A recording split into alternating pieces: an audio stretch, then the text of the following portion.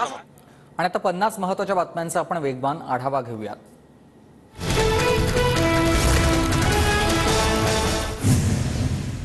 हिंगोलीत शिवसेनेच्या हेमंत पाटलांना भाजप पदाधिकाऱ्यांचा विरोध। हेमंत पाटलांच्या उमेदवारीवर आज पुन्हा बैठक होण्याची शक्यता।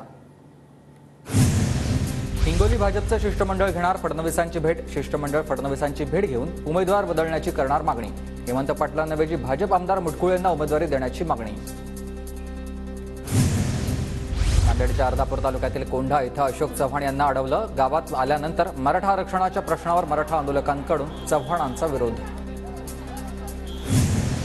धाराशिव लोकसभेचा तिढा आज सुटण्याची शक्यता। अजित पवार गटात मोठ्या नेत्याचा प्रवेश करून उमेदवारी देण्याची शक्यता। भाजप आमदार राणा जगजितसिंह पाटील, अर्चना पाटलांचं नाव चर्चेत।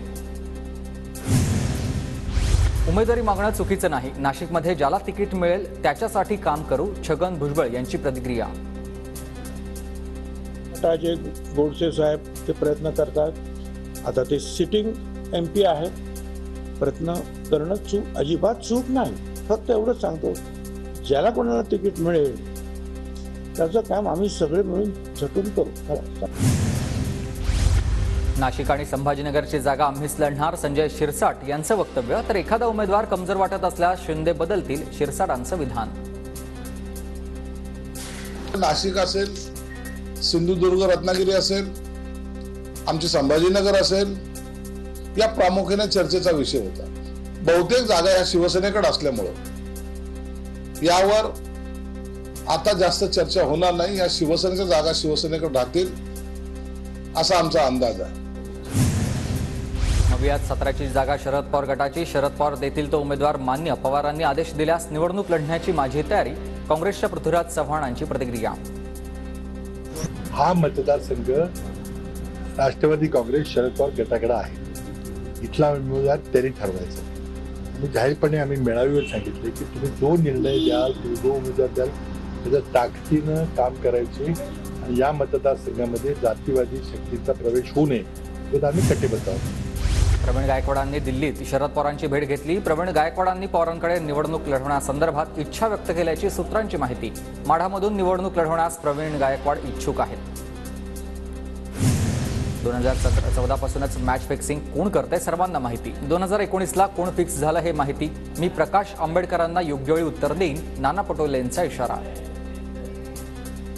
कोण आहे हे कळतं ना, त्याच्यामुळे माझा मुद्दा एकच आहे। 14 पासून कोण फिक्सिंग केलेली आहे, 19 मध्ये कोणी फिक्सिंग केलेली आहे, कोणाच्या आदेशाने कुठल्या तिकिटा दिल्या गेल्या, ते सगळी माहिती माझ्याकडे आहे। त्यामुळे मी योग्य वेळेस योग्य घटना सगळ्या विचार मांडेल आणि संविधानिक आधारांना मांडेल। आंबेडकर 7 जागांवर काँग्रेसला पाठिंबा देत असतील तर अकोल्याबाबत पुनर्विचार करावा अशी कार्यकर्त्यांची मागणी। विरोधी पक्षनेते विजय वडेट्टीवार यांचं सूचक वक्तव्य।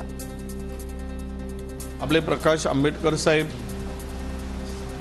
हे जर पुन्हा काँग्रेसच्या 7 जागांना पाठिंबा देत असतील तर अकोल्याच्या जागेच्या संदर्भात पुनर्विचार व्हावा असे अनेक आमच्या कार्यकर्त्यांची आणि नेत्यांची मागणी आहे।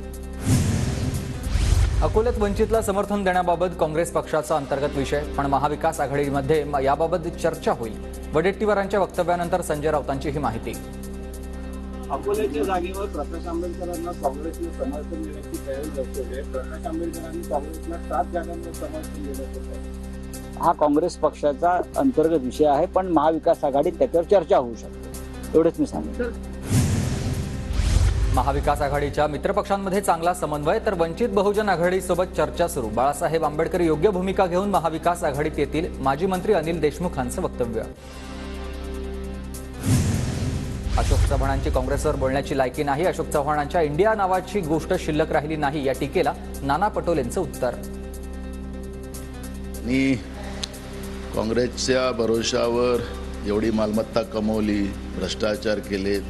अशोक चव्हाणांची स्वतःची ओळख काय? आज त्यांच्या मतदारसंघात त्यांची हालत खराब आहे। त्यामुळे काँग्रेसवर टीका करण्यापेक्षा तुम्ही आपलं गिरेबान पहिले झाका।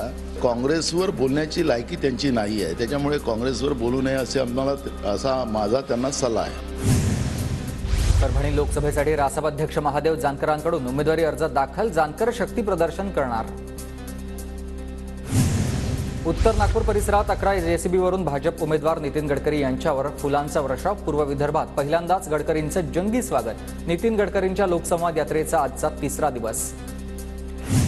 महाविकास आघाडीचे नागपूरचे उमेदवार विकास ठाकरेंची रॅलीत महाविकास आघाडीच्या सर्वच घटक पक्षातील कार्यकर्त्यांचा सहभाग. पाथर्डीत निलेश लंके आणि जयंत पाटलांनी घेतलंय मोहटा देवीचं दर्शन. आजपासून निलेश लंकेंची जनसंवाद यात्रा सुरू. अजित पवार गटातील अनेक आमदार द्विधा मनस्थितीत. अजित पवार गटातील काही आमदार शरद पवारांच्या नेतृत्वात काम करताना दिसतील. जयंत पाटलांचं सूचक वक्तव्य.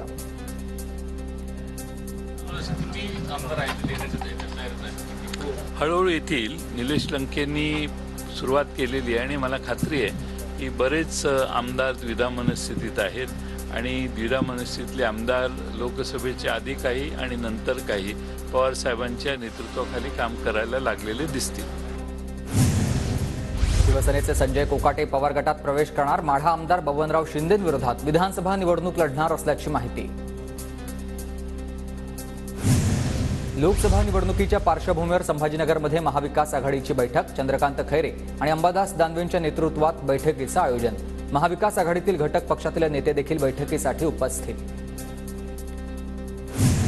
सुनेत्रा पवार खडकवासला विधानसभा मतदारसंघात तळ ठोकून आठवड्यातला खडकवासल्याचा 2रा दौरा. यवतमाळमध्ये महाविकास आघाडीत नाराजी नाट्य. राष्ट्रवादी शरद पवार गटाचे नेते माजी आमदार संदीप बाजोरिया प्रचारापासून दूर राहणार. योग्य तो सन्मान मिळत नसल्यानं नाराजी. पंतप्रधान नरेंद्र मोदींच्या हस्ते आरबीआयच्या 90व्या वर्धापन सोहळ्याचं उद्घाटन. फक्त 10 वर्षात बँकिंग व्यवस्था अधिक मजबूत. एकेकाळी बुडणारी बँकिंग व्यवस्था आता नफ्यात. मोदींचं वक्तव्य. दिल्लीचे मुख्यमंत्री आणि आम आदमी पक्षाचे नेते अरविंद केजरीवाल यांना 15 एप्रिल न्यायालयीन कोठडी. कथित मद्य धोरण घोटाळ्याप्रकरणी केजरीवालांच्या कोठडीत वाढ. तर केजरीवाल चौकशीत सहकार्य करत नसल्याचा ईडीचा आरोप. आयकर थकबाकी प्रकरणी काँग्रेस पक्षाला मोठा दिलासा. लोकसभा निवडणुकीपर्यंत कोणतीही कारवाई करणार नाही. प्राप्तिकर विभागाचं सुप्रीम कोर्टात स्पष्टीकरण. वांद्रे वरळी सिलिंगवरील प्रवास महागला. नवीन आर्थिक वर्षाच्या सुरुवातीलाच मुंबईकरांच्या खिशाला भुर्दंड. कार जीप टॅक्सीच्या एकेरी प्रवासासाठी 100 रुपये टोल भरावा लागणार. सागरी किनारा मार्गावर बेस्टची प्रतीक्षाच. स्वतंत्र मार्गिका राखीव असताना अद्यापही नियोजन नाही. अपुऱ्या बसमुळे निर्णय लांबणीवर असल्याच्या चर्चा आहेत. एलपीजी सिलेंडरच्या किमतीत कपात. व्यावसायिक सिलेंडर 31 रुपयांनी स्वस्त. सिलेंडरची किंमत आता 1717 रुपयांवर.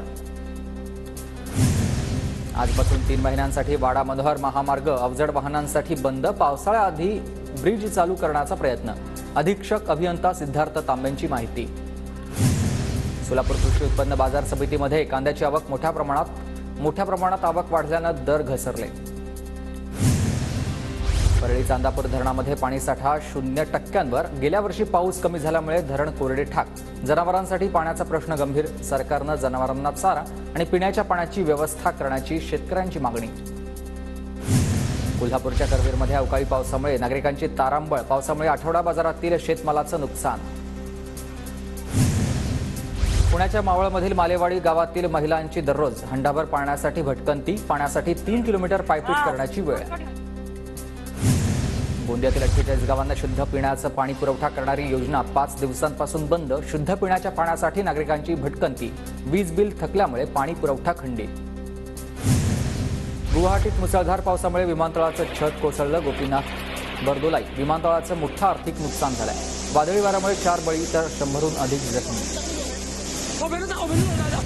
लातूरमधील जलजीवन मिशनच्या कामात दिरंगाई करणाऱ्या कंत्राटदारावर कारवाईचे आदेश. 274 कंत्राटदारांवर कारवाई होणार. दिवसेंदिवस उष्णता वाढत असल्यानं लिंबूचे दर वाढले. कडाक्याच्या उन्हामुळे सध्या लिंबाच्या मागणीत वाढ झालेली आहे आणि मागणीच्या तुलनेत बाजारात लिंबू कमी प्रमाणात येत असल्यानं भाव आणखी वाढण्याची शक्यता आहे.